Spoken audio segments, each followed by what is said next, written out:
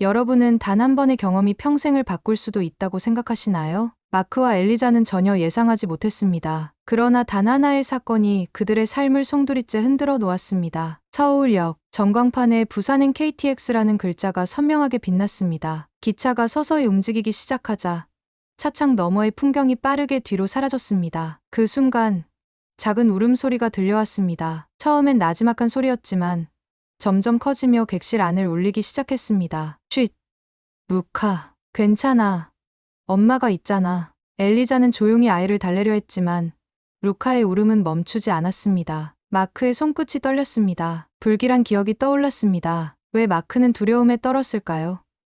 마크는 도대체 어떤 일을 당했을까요? 안녕하세요. 저는 에밀리입니다. 저는 미국 뉴욕에서 태어나고 자랐어요. 어릴 때부터 해외에서 일하는 것이 꿈이었고 드디어 기회가 찾아왔습니다. 첫 해외 발령지, 일본, 새로운 문화, 새로운 사람들, 그리고 새로운 경험. 하지만 현실은 너무나도 달랐습니다. 처음 일본에 도착했을 때 거리는 조용하고 정돈되어 있었습니다. 마치 세상이 정지한 것 같은 느낌이 들었어요. 지하철을 탔을 때도 마찬가지였어요. 모든 사람이 침묵 속에서 자기 일에만 집중하고 있었어요. 저는 일본은 정말 질서정연한 나라구나 라고 생각했습니다. 하지만 그게 저에게 끔찍한 경험이 될 줄은 상상도 못했습니다. 그날 저는 제 인생에서 가장 큰 충격을 받았습니다. 그날은 평범한 출근길이었어요. 제 옆자리에는 제 아들 루카가 앉아 있었어요. 루카는 이제 겨우 2살 어린아이였어요. 그런데 갑자기 루카가 울기 시작했습니다. 아기니까 그럴 수도 있잖아요. 저는 얼른 루카를 달래려 했습니다. 그런데 지하철 안이 싸늘해졌습니다. 모두가 저희를 쳐다봤어요. 그 차가운 시선 아무 말도 하지 않지만 분명히 말하고 있었어요. 조용히 해. 이곳은 그런 곳이 아니야. 내가 왜 여기 있는 거야? 저는 식은땀이 나기 시작했어요. 하지만 더 충격적인 순간은 그 다음이었습니다. 승무원이 저에게 다가오더니 조용한 목소리로 말했습니다. 죄송합니다. 다음 역에서 내려주셔야 합니다. 저는 순간 귀를 의심했어요. 네, 다음 역에서 내려주십시오.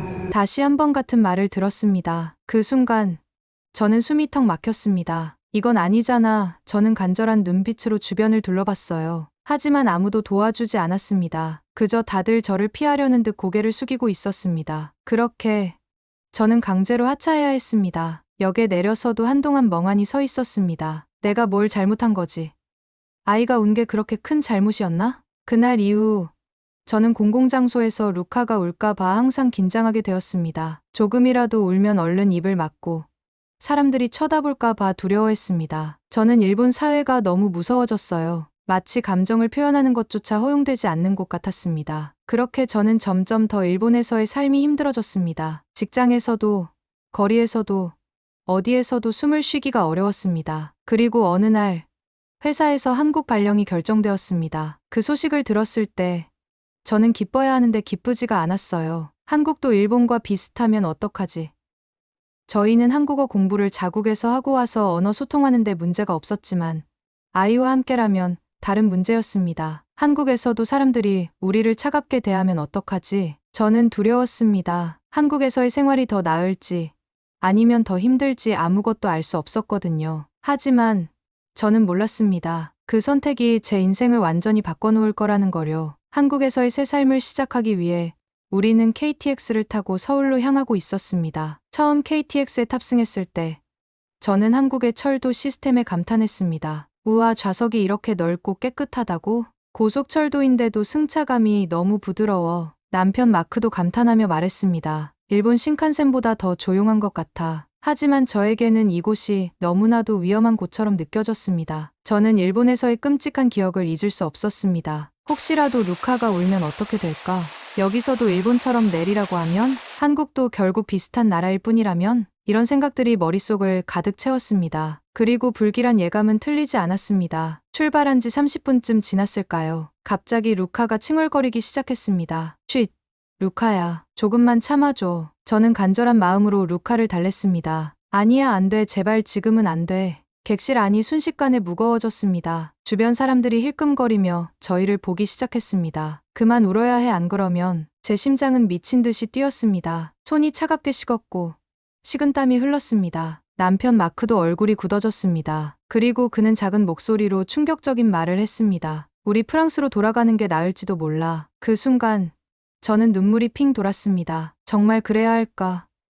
우리는 어디에서도 환영받지 못하는 걸까? 그리고 그때 한 중년 남성이 천천히 몸을 돌려 우리를 바라봤습니다. 저는 숨이 멎을 것 같았습니다. 일본에서와 똑같은 상황. 이번에도 누군가 우리에게 조용히 하라고 말하겠지. 이번에도 승무원이 와서 내리라고 하겠지. 또 다시 우리는 쫓겨나게 되는 걸까? 중년 남성이 천천히 몸을 돌려 우리를 바라봤습니다. 순간 제 심장이 철렁 내려앉았습니다. 드디어 뭐라고 하려는 건가? 남편 마크도 잔뜩 긴장한 표정으로 그의 시선을 피하려 했습니다.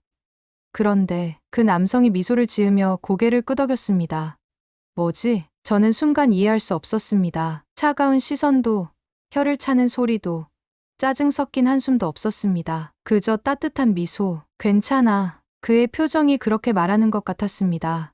뭐야? 왜 아무도 뭐라고 하지 않는 거지? 너무도 예상 밖의 반응에 저는 순간 더 혼란스러워졌습니다. 일본에서는 그토록 차가웠던 시선들이 여기서는 너무도 다르게 느껴졌습니다. 하지만 아직 안심할 수는 없었습니다. 루카는 여전히 울음을 멈추지 않았습니다. 객실 안 승객들도 계속 우리를 힐끔거리고 있었습니다. 정말 일본과 다른 걸까? 아직은 몰라. 제 심장은 여전히 불안감으로 가득 차 있었습니다. 이대로 계속 울면 결국 한국에서도 우리를 내리라고 할까? 루카의 울음소리는 여전히 멈추지 않았습니다. 객실 안의 모든 시선이 우리에게 집중되는 것만 같았습니다. 이제 곧 승무원이 올 거야.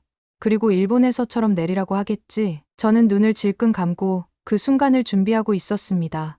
하지만 아이고, 이쁜 내 새끼. 부드러운 목소리와 함께 누군가 제 옆으로 다가왔습니다. 옆자리의 할머니였습니다. 할머니는 조용히 루카를 바라보며 살며시 손을 뻗었습니다. 그리고 아주 천천히 루카의 등을 토닥였습니다. 너무도 자연스러운 손길. 그 따뜻한 손길에 저는 얼어붙고 말았습니다.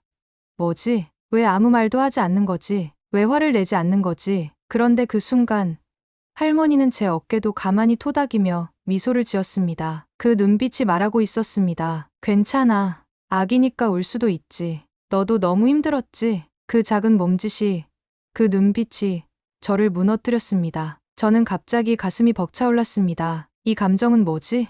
일본에서는 단 한 번도 느껴보지 못했던 감정. 할머니는 조용히 손을 내밀어 루카를 안아보겠다는 제스처를 취했습니다. 저는 본능적으로 망설였습니다.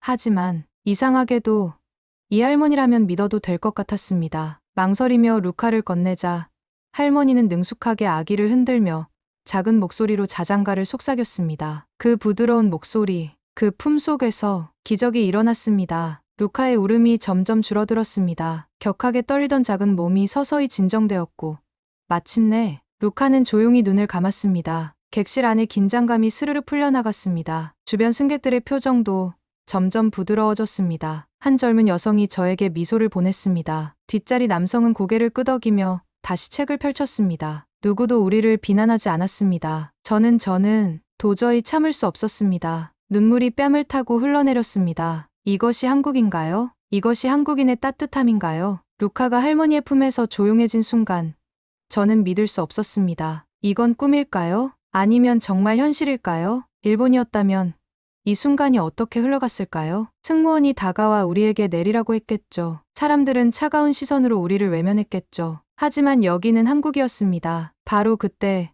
중년 남성이 조용히 가방을 뒤적이기 시작했습니다. 무슨 일인가 싶어 바라보는 순간 그는 작은 봉지를 하나 꺼내 저에게 내밀었습니다. 아기용 간식이에요. 이거라도 먹으면 좀 나아질 거예요. 뭐라고요? 순간 저는 할 말을 잃었습니다. 그리고 믿을 수 없는 장면은 계속되었습니다. 앞좌석에 앉아있던 젊은 여성이 가방에서 작은 곰인형을 꺼냈습니다. 그녀는 살며시 인형을 루카에게 흔들어 보이며 환한 미소를 지었습니다. 이거 봐, 귀엽지? 루카는 울음을 그친 채 인형을 바라보았습니다. 작은 손을 뻗어 인형을 만지작거리기 시작했습니다.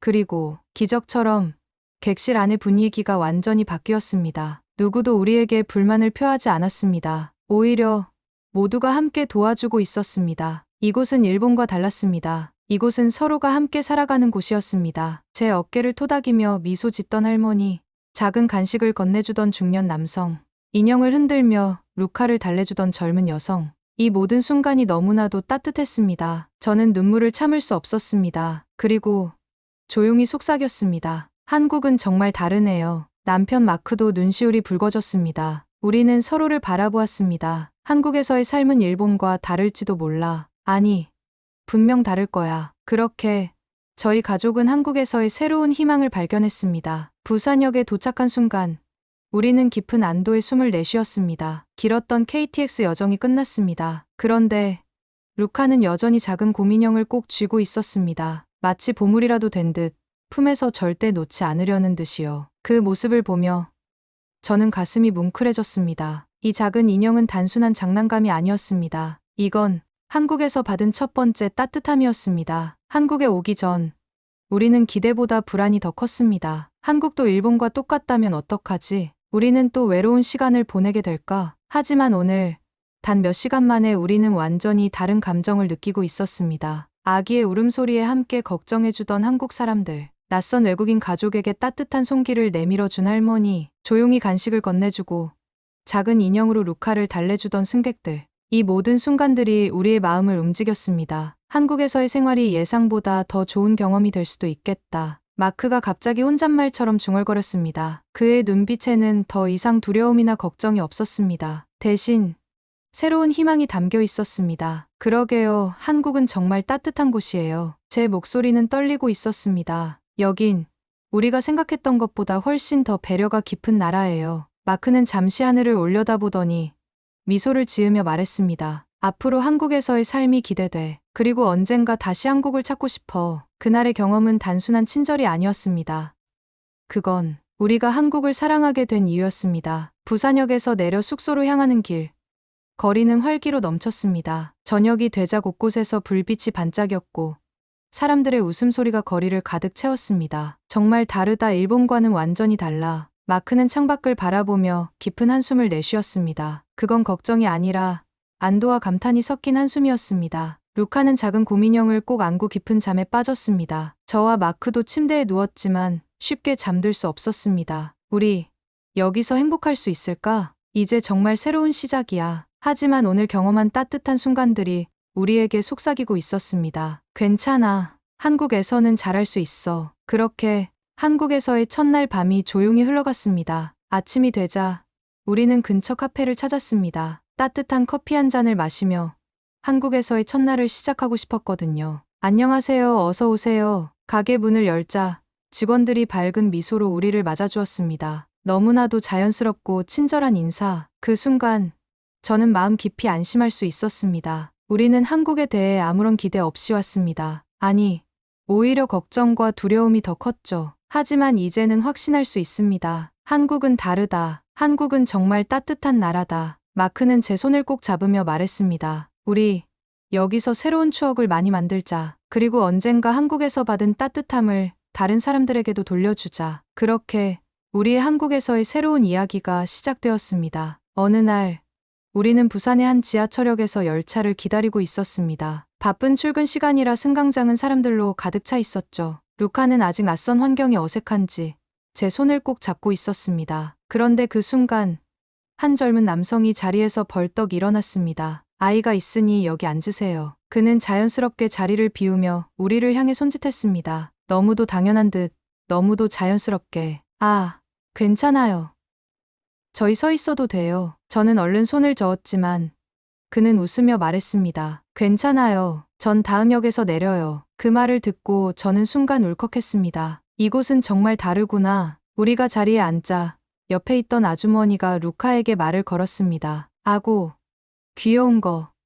몇 살이에요? 이름이 뭐예요? 그녀는 자연스럽게 루카에게 말을 걸고 작은 사탕까지 꺼내 건네주었습니다. 루카는 처음엔 낯설어했지만 곧 작은 손으로 사탕을 받아주었습니다. 그리고 우리는 그 짧은 순간에도 한국에서 살아갈 희망을 더 깊이 느꼈습니다. 한국의 편의점은 정말 기적 같은 공간이었습니다. 필요한 모든 것이 있었고 무엇보다 직원들이 너무 친절했습니다. 어느 날 저는 급하게 분유를 사러 편의점에 들렀습니다. 그런데 마침 루카가 칭얼대기 시작했습니다. 손에 쥔 장난감을 떨어뜨리며 작은 몸을 흔들며 울기 시작했죠. 아이고, 아기가 피곤한가 봐요. 계산대 뒤에 있던 직원이 웃으며 말을 걸었습니다. 그리고는 계산이 끝나자마자 작은 초코 과자를 하나 꺼내 루카에게 건넸습니다. 울지 마.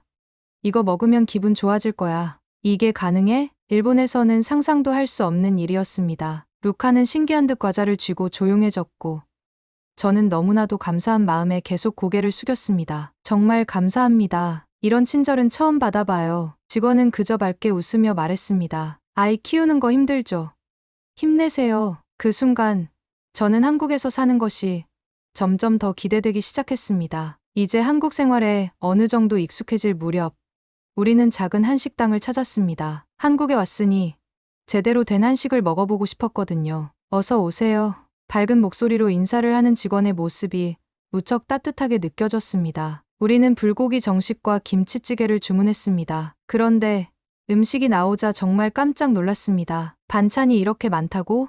테이블을 가득 채운 여러 가지 반찬들, 그리고 계산이 필요 없는 리필 서비스. 부족하면 더 말씀하세요. 직원은 웃으며 반찬을 더 가져다 주었고, 우리는 한국에서의 첫 한식을 온전히 즐길 수 있었습니다. 루카는 따뜻한 된장국을 한 입 먹고는 기분이 좋아졌는지 방긋 웃었습니다. 그 모습을 본 주인 아주머니는 웃으며 말했습니다. 아기가 잘 먹으니 내가 다 기쁘네. 그 작은 한마디가 우리에게 깊은 감동을 주었습니다. 우리는 한국에 대해 아는 것이 거의 없었습니다. 그리고 사실 큰 기대도 없었습니다.